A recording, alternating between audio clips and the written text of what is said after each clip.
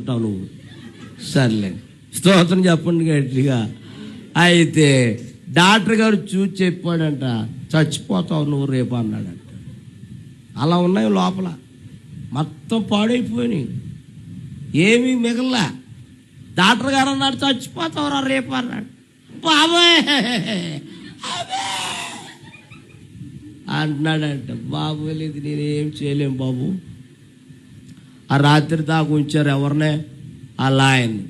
ఇవి నాకు ఫోన్ చేసింది, పాతం రాదు కదా. అయ్యగారండి ఎక్కడున్నారు అంది. నేను ఎక్కడ ఉన్నానమ్మా అన్నాను. మీరు అర్జెంటుగా ఉన్న పాటున హాస్పిటల్కి వచ్చేయండి, మా ఆయనకి బాగోలేదు అంత. సర్లే వచ్చాను. ఆడు మిర్రిమని చూస్తున్నాడు. ఆడు ఏరా అన్నాను. చచ్చిపోతానట్లే అయ్యారే. అప్పుడు ఆడుతూ అన్నాను, చచ్చిపోరా బాబా, చచ్చిపోరా నాయన, శనేతులకు పోతాను. ఆడికి ఎన్నిసార్లు చెప్పాను ఏమని చెప్పండిరా, మానేడా చిరాకు వచ్చి చచ్చిపోమన్నాను.